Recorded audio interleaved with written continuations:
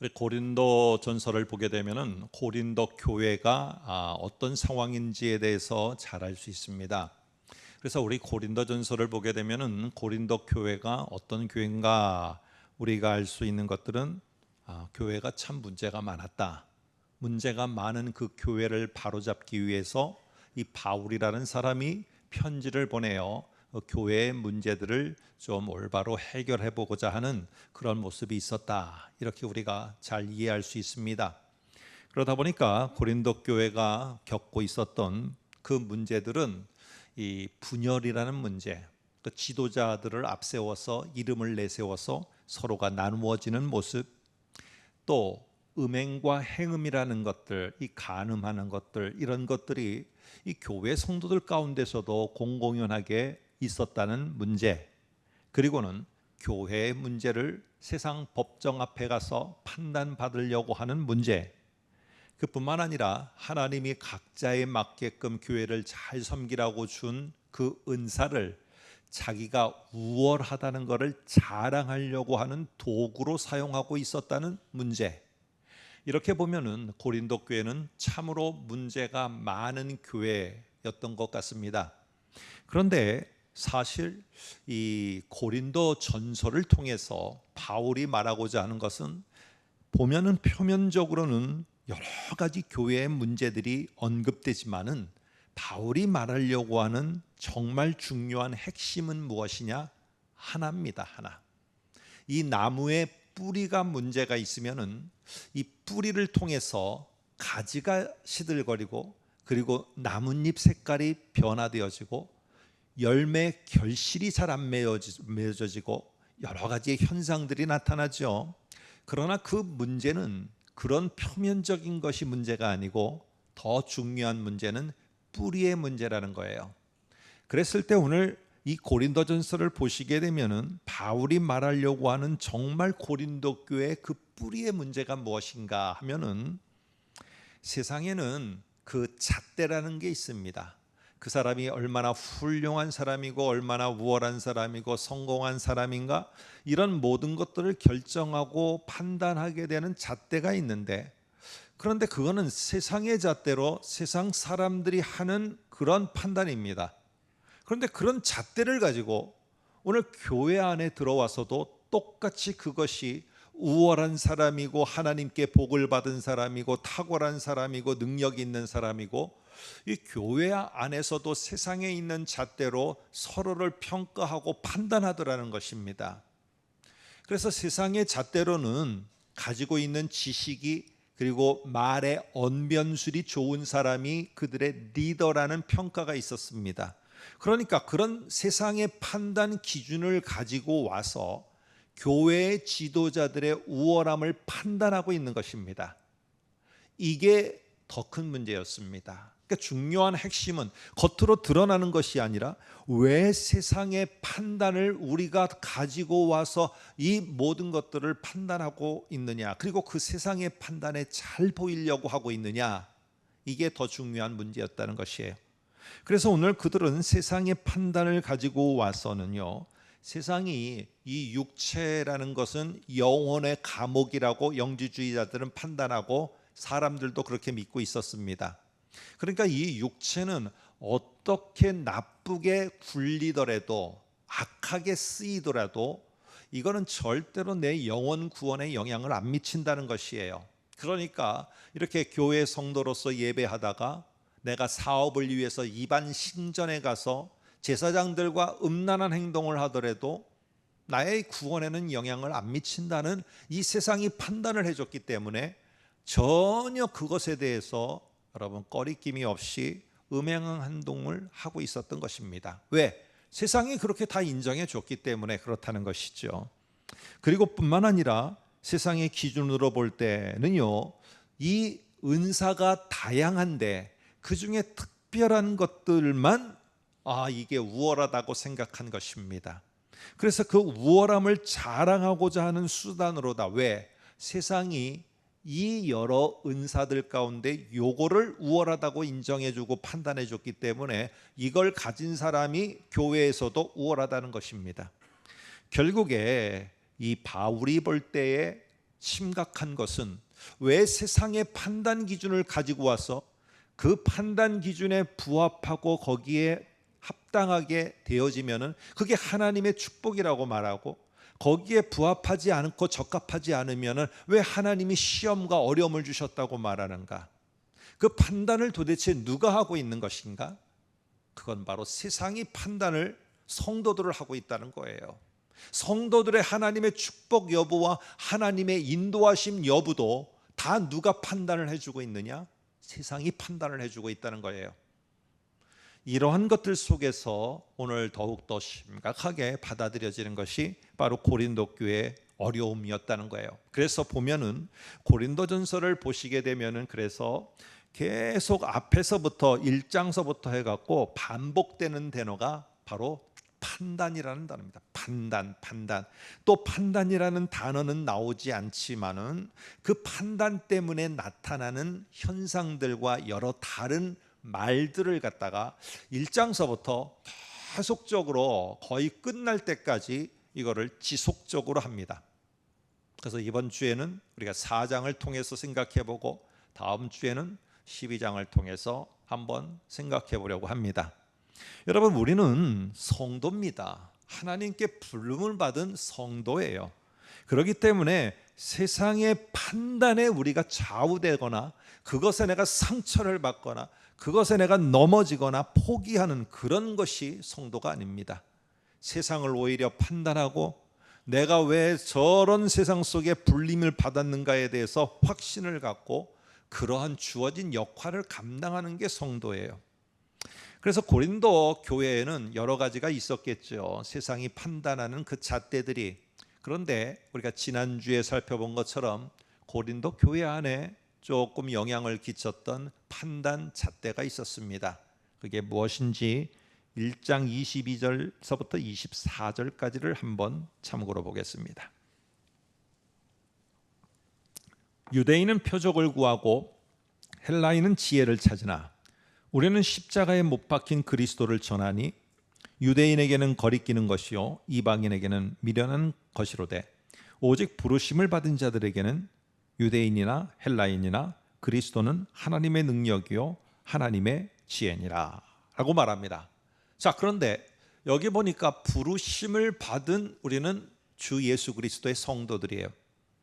그 성도들은 세상에 대해서 판단을 받는 자들이 아니라 세상이 지금 뭐가 필요한지를 보고 그들에게 이들이 죽어가고 있구나 라고 하면서 십자가에 못 박힌 그리스도를 전하는 자들이에요. 전하는 자들.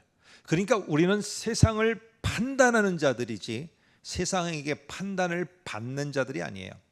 그런데 지금 교회가 어떠하게 되어졌느냐? 고린도 교회가 앞에 나오는 유대인들이 판단 잣대를 가지고 있는 표적, 능력을 가지고 서로가 서로를 판단하고 있습니다.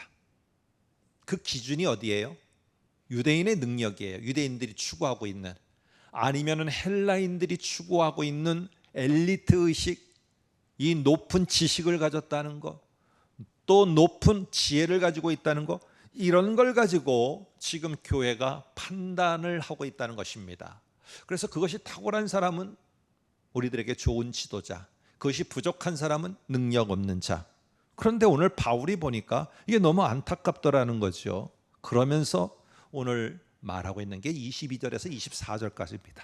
한번 보시면은 유대인들은 눈앞에 초자연적인 기적이 일어나야지만 그걸 리더십으로 인정했습니다. 근데 우리가 할 수 있는 정도의 능력이 아니라 우리보다 월등히 탁월한 그러한 기적을 일으키는 자가 유대인들의 지도자가 될 수 있었어요. 여러분, 그런 모습 속에서 보면은 지금 로마의 포로가 아니라 로마의 압제로 있는 이러한 유대인들에게 필요한 왕은 아주 하늘의 기적을 갖다가 내릴 수 있는 이런 능력의 왕이었습니다. 그런데 이 신명기 21장 23절에 보면은 이런 말씀이 있습니다. 나무에 달린 자는 그것은 하나님의 저주를 받은 자라는 것이 유대인의 그러한 풍습 속 전통 속에 분명하게 있었던 말씀입니다. 그러니까 나무에 달려 죽은 자는 하나님께 저주를 받은 자다. 그런데 지금 오늘 나무에 달려서 죽은 예수 그리스도가 오늘 우리의 구세주라고 한다는 것, 이거를 도대체 어떻게 받아들일 수 있는가? 받아들일 수 없고, 그래서 오늘 22절에서 24절 1장 22에서 24절 보면은 이렇게 나무에 달려 죽은 그 예수 그리스도는 거리끼는 것이요 실패한 자라는 것입니다.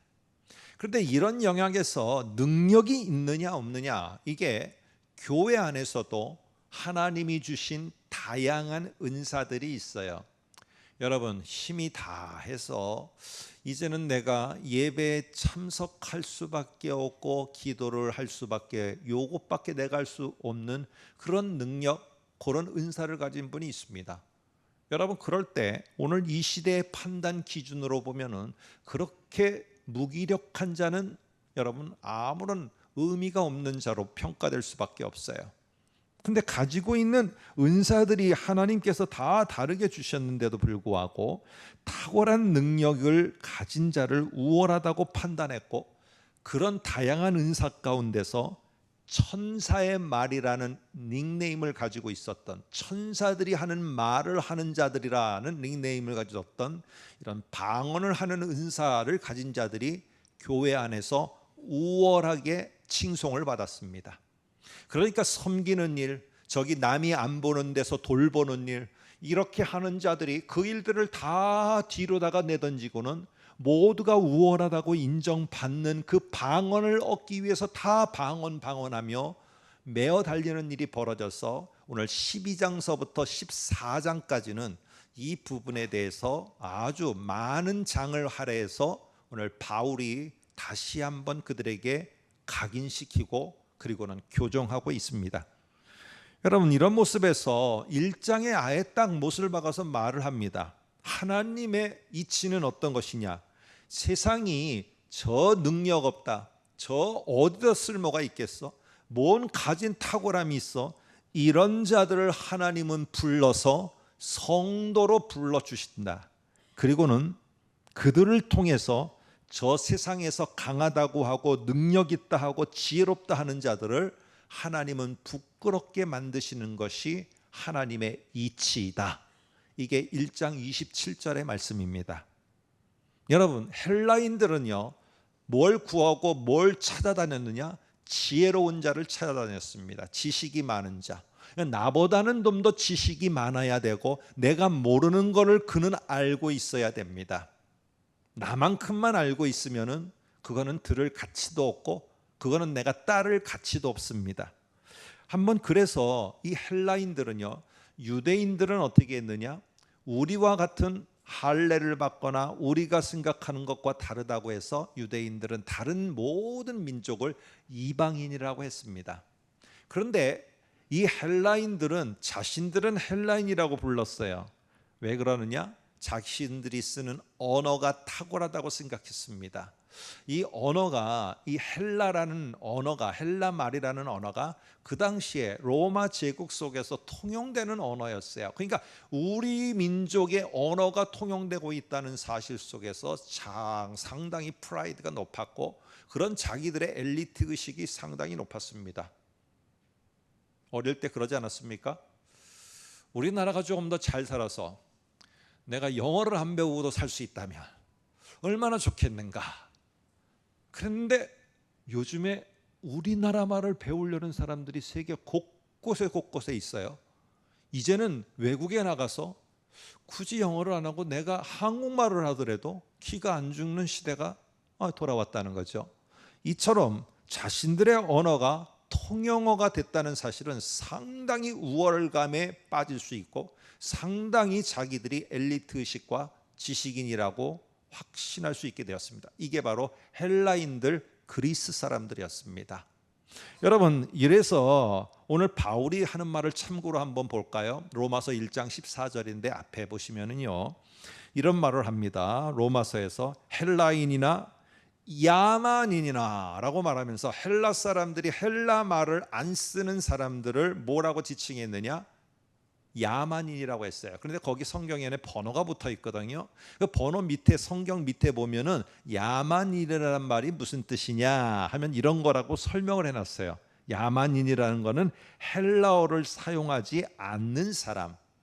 헬라어를 사용하는 사람은 그 다음에 이렇게 서로가 연결이 되죠. 지혜 있는 자고, 이 사용하지 않는 자 야만인들은 어리석고 무식한 자라고 이렇게 표현했습니다.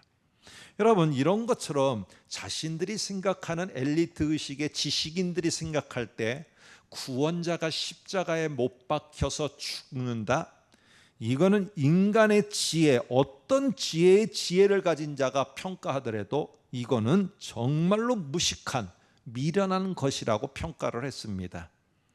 여러분, 이러다 보니까 결국 교회가 이럴 때 굳건히 쓰고 성도가 굳건히 서야 되는데, 성도가 세상이 판단해 주는 것으로 내가 믿는 십자가에 죽은 예수 그리스도가 우리의 프라이드, 나의 자부심이 된 게 아니라 나의 수치가 되어지고, 왜? 저 사람들이 그렇게 평가해 줬으니까.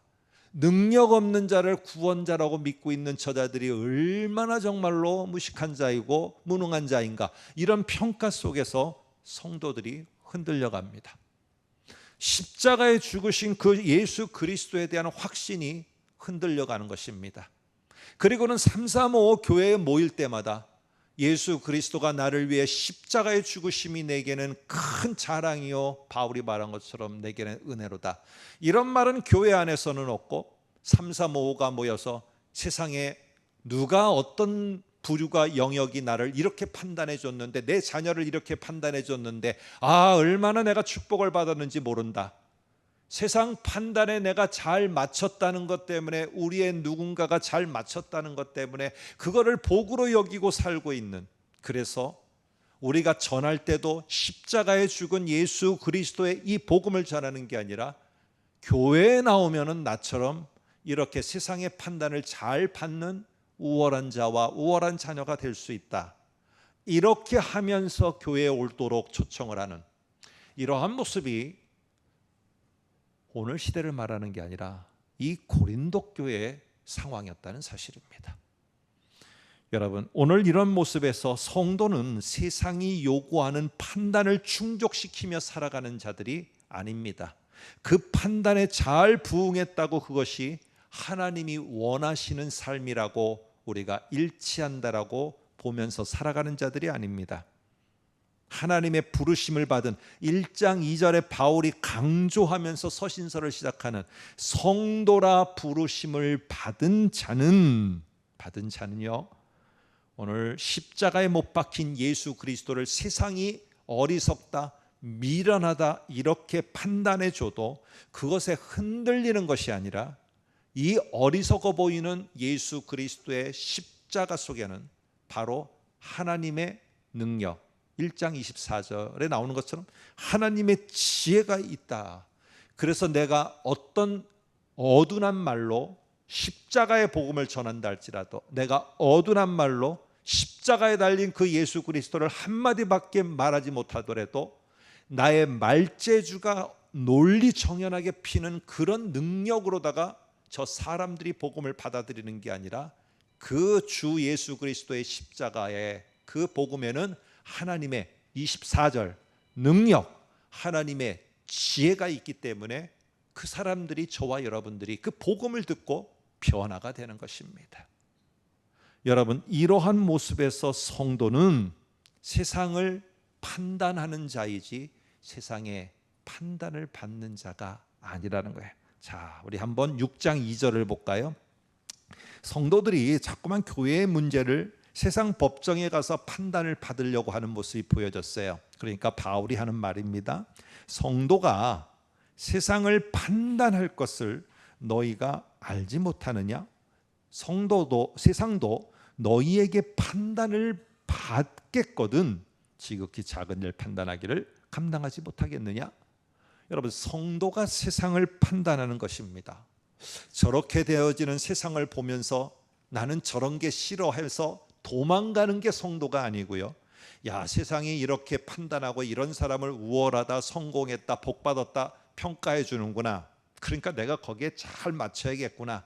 이런 스펙이 필요해. 나도 이걸 가져야겠구나. 저런 기술이 필요해. 나도 이걸 가져야겠구나. 물론 그런 것들을 준비해서 세상 속에서 그리스도인으로서 더 빛과 소금의 역할을 하는 것이 필요합니다. 그러나 거기에 맞춰서 그들의 인정을 받으려고 그렇게 살아가는 게 성도가 아닌 것입니다.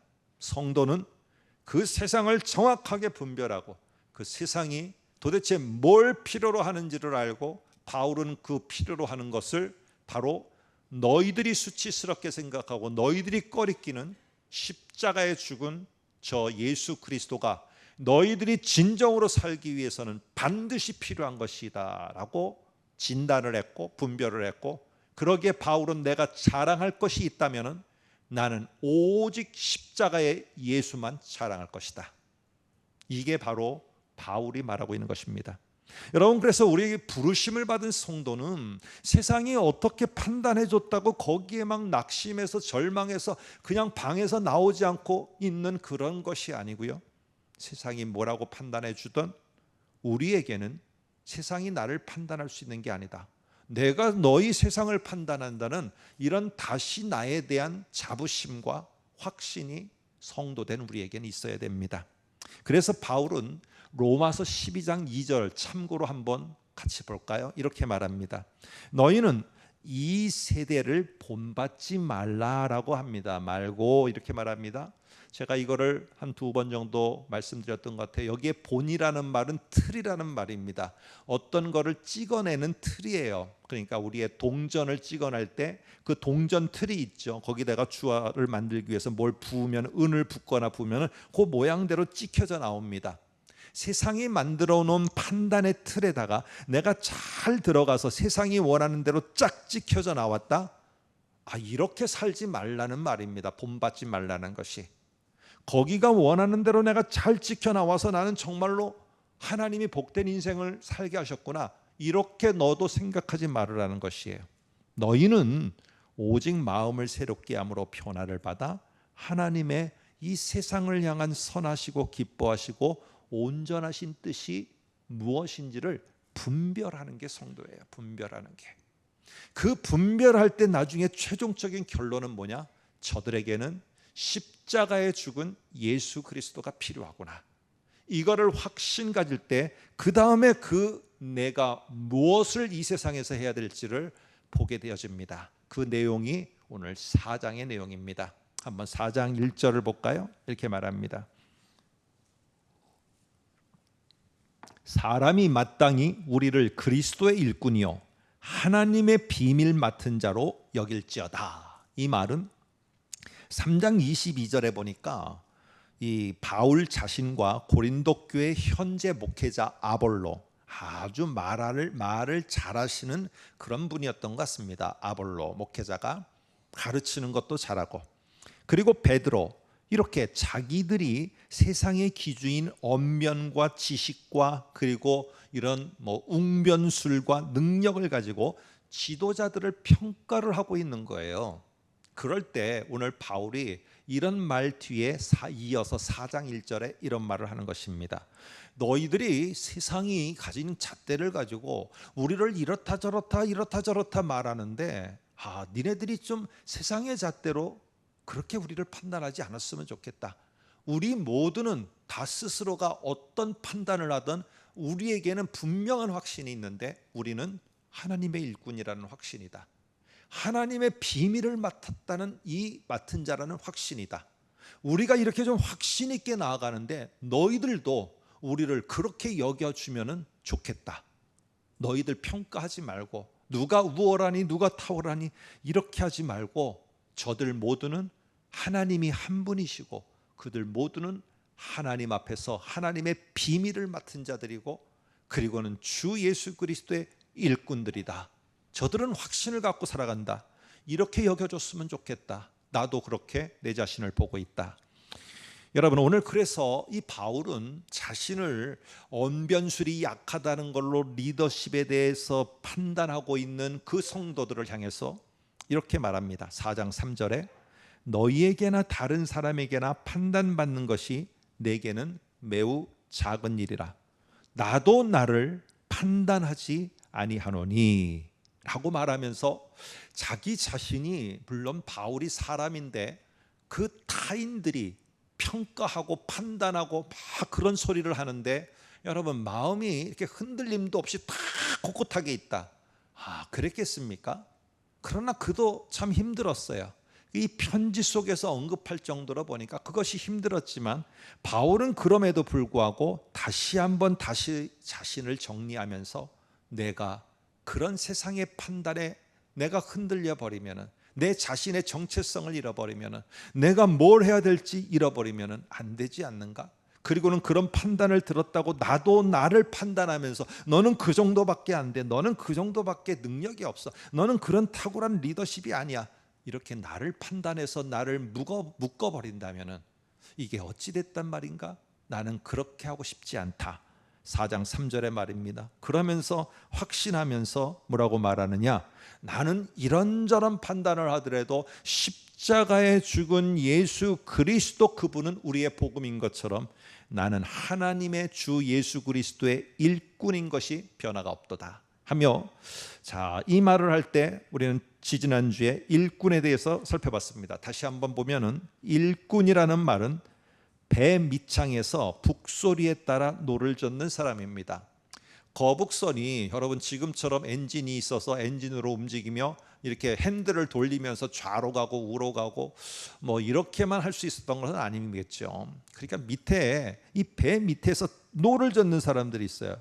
근데 노를 젓는 사람들이 갈 때 이 거북선이 막 속도를 막 내서 저 외선을 갖다가 팍 들이받고 충돌해서 막 그걸 부수고 뚫고 나가야 되면은 엄청난 속도를 내야 됩니다. 그러면 그거 다 누가 지시하느냐? 북소리가 지시를 하는 거예요. 북소리가 쿵쿵쿵쿵 하면서. 그런데 이렇게 하나님 주 예수 그리스도의 일꾼은 옆에서 어떤 판단을 하든 뭐란 소리를 하든 거기에 집중하면 안 됩니다. 이거면 큰일 나는 거예요. 그리고 그 소리를 듣고 실망하고 노젓는 거를 중단해 버린다. 이러면은 전체적으로 다 무너져 버립니다. 여러분, 이럴 때 어떤 판단을 듣던 어떤 소리를 듣던 이 노젓는 자는 오직 하나에만 집중합니다. 북소리입니다. 북소리. 어떤 소리가 나를 무너뜨리고 어떤 세상의 판단이 나를 자꾸 무기력하게 만들고 하나님 앞에 더 열정으로 나가려는 것들을 끌어내리고 하더라도 내가 집중해야 될 것은 바로 북소리인 하나님의 말씀에 집중해야 된다. 이거를 내가 집중해야 된다. 이거를 강력하게 어필하는 게 바로 그리스도의 일꾼이라는 말에 들어있는 중요한 의미입니다. 그러면서 하나를 더 말합니다. 우리는 하나님의 비밀을, 그 다음 말입니다, 맡은 자라고 되어 있는데, 맡았다는 말은 청직이라는 말이에요. 이것은 무엇이냐면은, 오늘 여러 포도원의 일꾼들이 다 일을 마쳤어요. 그래서 일을 마치고 돌아갈 때 되면은, 여러분, 그 포도원이 큰 데는 주인이 돌을 주지 않습니다. 누구에게 주느냐? 한 집사라고 하고, 우리의 성경적으로 쓰게 되면은 청지기라고 합니다.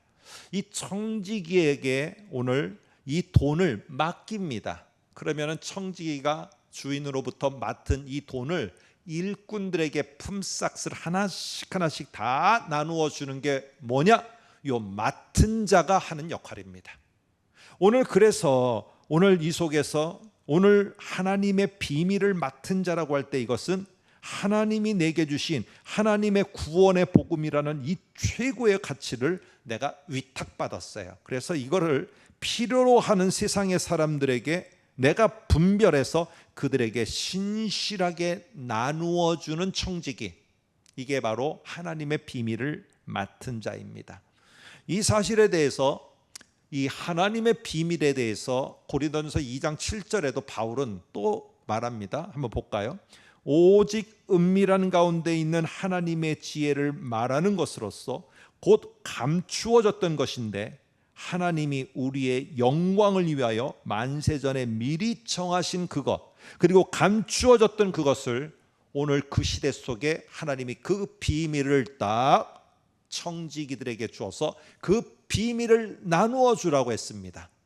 그 비밀이 뭘까요? 2장 7절에 하나님이 간직했던 비밀을 맡은 자들에게 줘서 저 세상에 필요한 자들을 분별해서 알아서 나누어 주라고 했는데 그 비밀이 2장 2절에 나옵니다. 거기에 보면은 예수 그리스도와 그가 십자가에 못 박힌 것, 그 십자가에 못 박힌 예수 그리스도를 통해서 내가 구원을 성취하리라는 것, 이게 하나님이 가지고 계셨던, 만세전부터 가지고 계셨던 비밀이고, 비밀을 알려줌으로 이제는 세상의 사람들을 분별해서 그들에게 나누어 주는 역할을 바울이 나와 우리 지도자들에게 맡겼노라 하며, 나는 이게 확신이 있다. 어떻게 나를 평가하든 뭐하든, 그래 나 말에 능력이 없어, 그래도 괜찮다. 십자가의 예수 그리스도를 전하노라 할 때 그 속에는 하나님의 능력이 나타나고 하나님의 지혜가 나타나서 들을 만한 자들은 들을 것이고, 하나님의 능력과 지혜가 그들에게 복음이 들어가서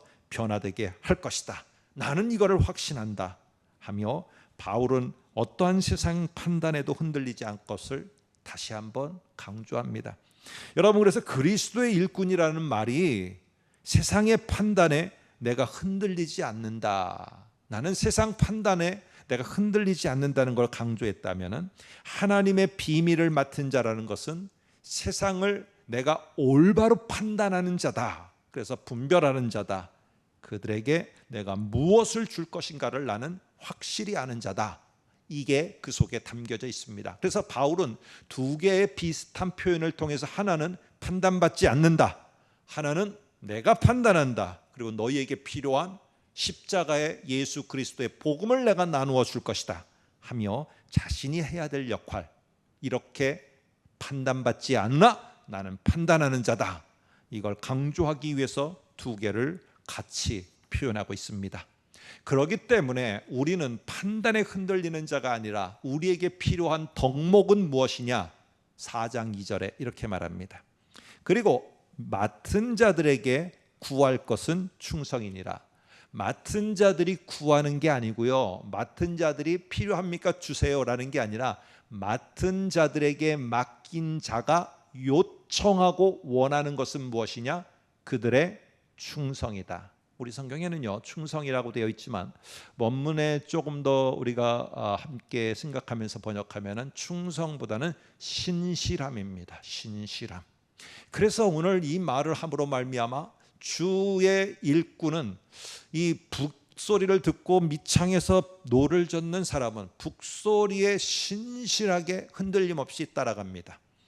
그래서 오늘 세상에 어떤 판단과 어떤 소리를 듣더라도 내가 거기에 흔들려 갖고 포기하거나 교만해서 하나님보다 앞서지 않고요, 오직 신실하게 하나님의 말씀에만 내가 반응하며 가는 것, 이거를 하나님께서는 당신의 일꾼들에게 요청하신다는 겁니다. 비밀을 맡은 자들에게는 그러면 어떻게 되냐, 오늘 세상의 판단받기보다는 세상을 온전히 분별해서 다른 거 말하지 말고 십자가에 죽은 예수 그리스도, 이것만을 복음으로 나는 전하겠노라, 이것만 나는 나누어 주겠노라 라는 이 확신을 흔들림 없이 지켜가라는 것, 이게 바로 하나님이 일꾼들과 맡긴 자에게 요청하신 충성이라는 것, 신실함이라는 것입니다. 여러분, 세상은요 끊임없이 우리에게 다가와서 자기들이 요구한 틀에 맞춰서 찍어내면은 인정해 주겠다라고 합니다.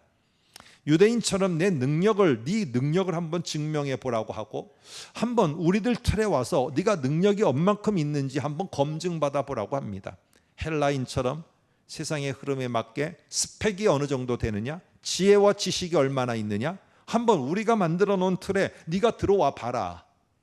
여러분, 이렇게 요구하고 있습니다. 그래서 우리는 그 판단에 나를 맞추려고, 나의 자녀들을 맞추려고, 우리의 함께하는 가족들을 맞추려고, 우리의 주변 사람들을 맞추려고 끼워 맞추려고 합니다. 안 맞아지니까 그 속에서 좌절이 되는 겁니다. 안 맞아지니까 거기에서 포기가 되어지고, 거기에서 등지는 일이 벌어지고, 거기에서 판단이 흐려지게 되어집니다. 여러분, 오늘 우리에게 필요한 것은 세상에 나를 맞춰서 판단받으려는 것이 아니라, 그렇게 되면 어느새 신앙도 바뀌게 됩니다. 하나님, 내가 제발 세상의 판단에 잘 맞출 수 있도록 나를 도와주세요. 세상이 좀 나를 이렇게 잘 판단해서 우월하다고 좀 인정해 주도록, 내가 그렇게 인정을 받도록 하나님 좀 도와주세요 라고 이렇게 우리는 기도하며, 그렇게 또 내가 인정받은 것을 나의 신앙의 좋은 것을 통한 하나님의 결과로 복으로 주신 것이라고 여기게 되어집니다. 오늘 세상의 판단이라는 것이 우리들의 삶 속에 너무 깊숙이 들어와 있습니다. 이럴 때 나를 맞추려는 그것이 아니라 우리는 세상을 분별하는 자다, 냉혹한 기준과 판단에 얽매이는 자가 아니라 세상을 나는 판단하는 자이다. 그들에게 필요한 것이 무엇인가? 그들에게는 우리를 위해서 십자가에서 죽으신 예수 그리스도가 필요하다. 그러나 나는 말재주도 없고, 나는 저들이 볼 때 참 무능해 보이고, 나는 무식해 보이고, 나는 가진 것도 없어 보인다. 그러나 내게는 하나님이 위탁한 십자가에서 우리를 위해서 죽으신 예수 그리스도가 있다. 나는 그래서 내가 가진 것은 그거기 때문에 십자가에 죽은 그 예수 그리스도, 우리를 위해서 죽으시고 부활하신 그분이 우리를 새 생명 가운데로 인도하노라. 나는 이거밖에 나눠줄 게 없으니 나는 이거를 나눈다. 이 다음에는 하나님의 능력과 하나님의 지혜가 역사할 뿐이다. 여러분, 이렇게 우리가 확신하면서 이번 한 주간도 어렵지만은 내가 하나님의 일꾼 된 거, 주 예수의 일꾼 된 거, 하나님의 비밀을 맡은 자로서 나는 판단받고, 나는 판단에 의해 넘어지는 자가 아니라 판단하는 자로서 나는 나누어 줄 그런 하나님의 부름받은 성도라는 확신 가운데 한 주간을 여러분들이 힘있게 달려가시기를 주의 이름으로 부탁합니다.